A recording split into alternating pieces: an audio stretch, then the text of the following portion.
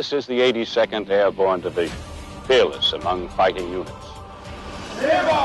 From Fort Bragg, home of the Airborne and the center of the military universe, this is the All-American Legacy Podcast. An inside look at the 100-year history of the 82nd. They are all-American all the way.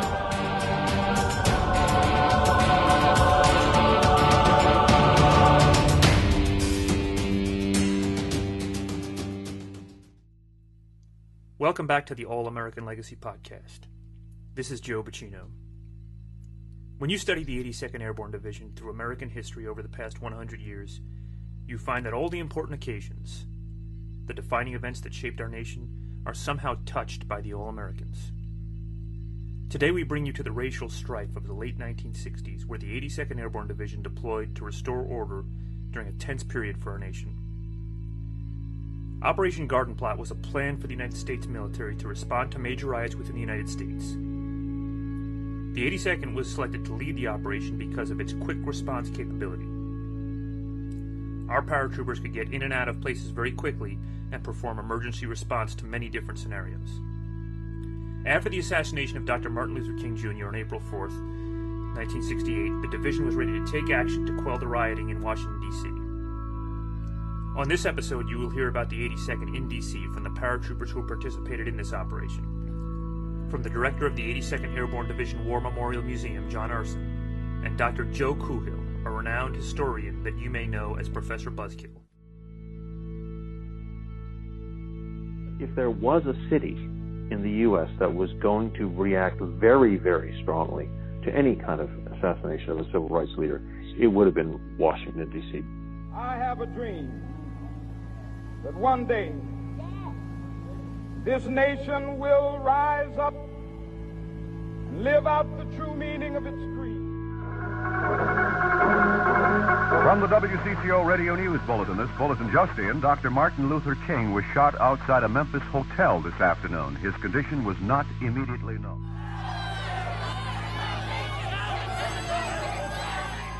But it was a little frightening, quite honestly. The Army begins to execute, based on presidential order, what's called Operation Garden Plot. Forward! Count off! My name is John Arson. I'm the museum director for the 82nd Airborne Division War Memorial Museum here at Fort Bragg, North Carolina. When you get to the 1960s, it becomes a very turbulent time.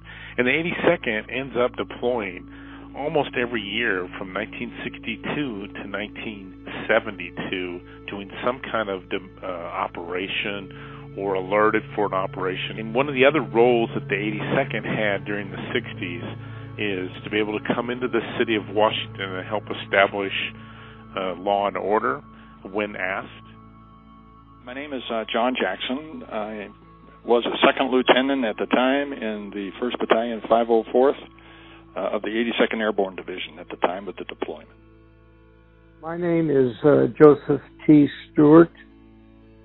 I served with the 82nd Airborne Division, the 2nd Battalion, 504th Parachute Infantry Regiment. They put the 1st and 2nd Brigades on alert, starting in early, like on the 4th of April. And by the 7th of April, they've moved the 1st Brigade already to D.C. It takes almost 21 aircraft. It's an all-day operation to get them there. I was living in an apartment, and I had no phone in my apartment, and we had to be on call. And another officer handled that for me because he had a phone in his apartment. And when we got the call to be deployed, he came over and told me that he had been called and we were activated.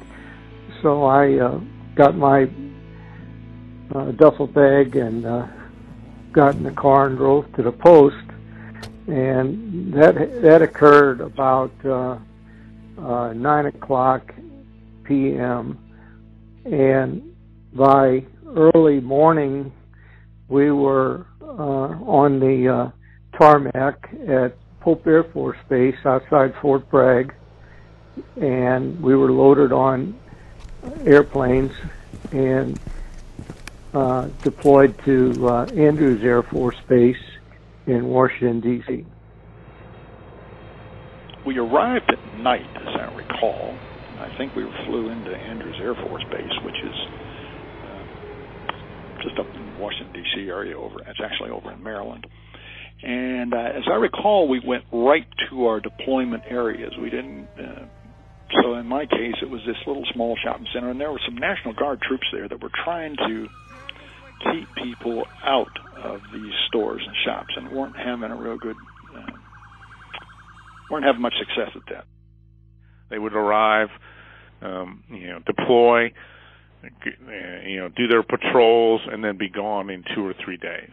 So these are very quick deployments, and that's one of those things that you look at for the 82nd. It's a role very capable. The 82nd is supposed to be able to get on an airplane and be anywhere in the world in 18 hours in performance mission. There's the photograph of the Washington, D.C. policeman and the 82nd Airborne Trooper with the Capitol building in the background. And that's a classic photograph, but it helps demonstrate that role. The 82nd is not there to arrest people. They are not there to do federal law enforcement. They're actually there to help calm the situation and help create an environment for those civilian policemen to be able to go ahead and execute their orders and their duties. So fixed area support might be, all right, the local precinct for the police department needs some help making sure, because again, part of the riding might target that facility. So if you put some soldiers out front, that tends to help protect that facility. They're there to help protect the facility and allow that police department to operate without having to guard itself. And so that helps those soldiers, and that's one of those things they would do. They would also be used in those fixed facilities sometimes to either secure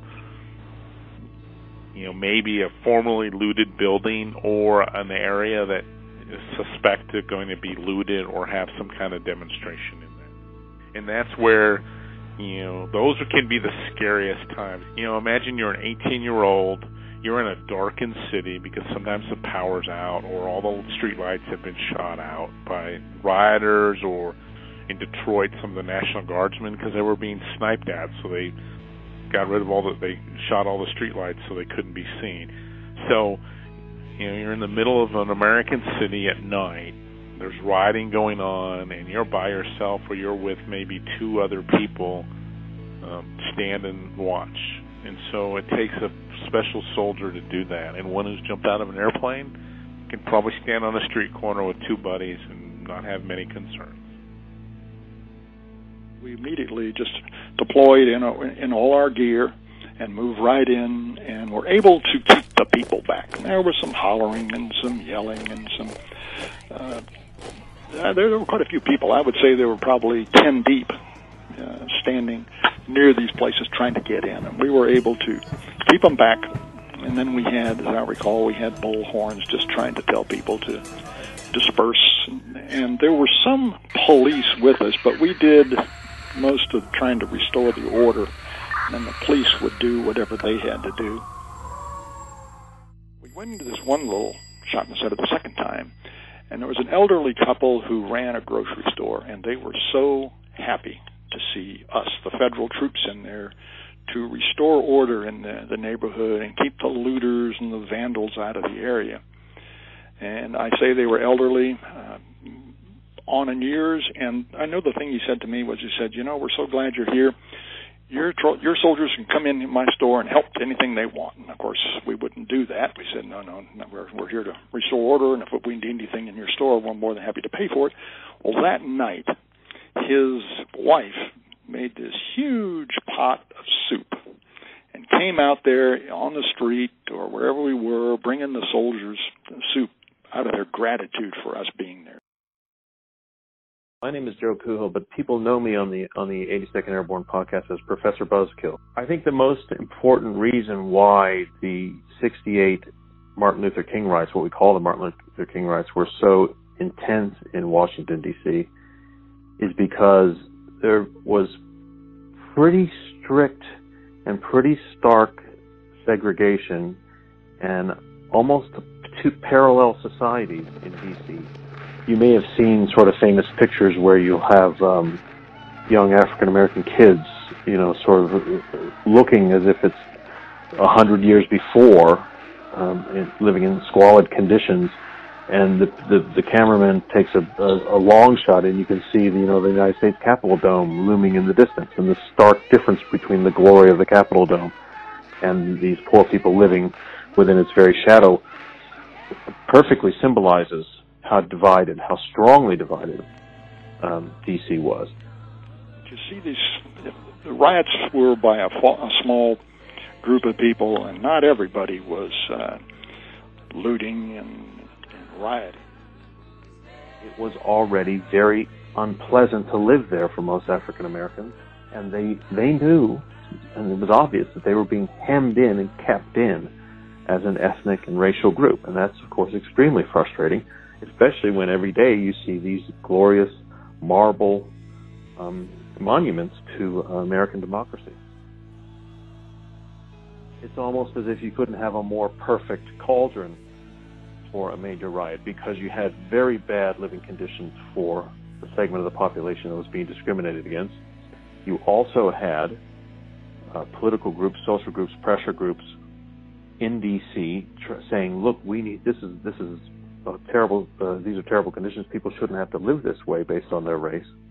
So you have the agitators, if you will. And I mean agitators in a positive sense. I don't mean that to sound negative. And you have the people who are living in the conditions they're protesting against, all there at the same time. So the stark realities of segregation America were obvious in D.C. And so when the assassination news happened, it's almost as if the powder keg was lit. When we arrived at Andrews Air Force Base, we assembled in different areas, and we were issued ammunition for our weapons. We were then transported by truck to downtown Washington, D.C., went to, I think, 14th Street. We confronted crowds of angry people and were subjected to a lot of talk, angry talk by the people, and we had bricks thrown at us and bottles, and there was a lot of confusion about what was really going on. And we would push the people back from being close to any kind of business, and they're trying to break windows, etc., and loot businesses. These are very, very emotional events. You have an American soldier standing across from an American citizen exercising their constitutional rights. And so, you need a disciplined soldier who's well-trained and ready for that, any contingency. And the 82nd breeds that kind of soldier, both in its training and its history of being able to do that.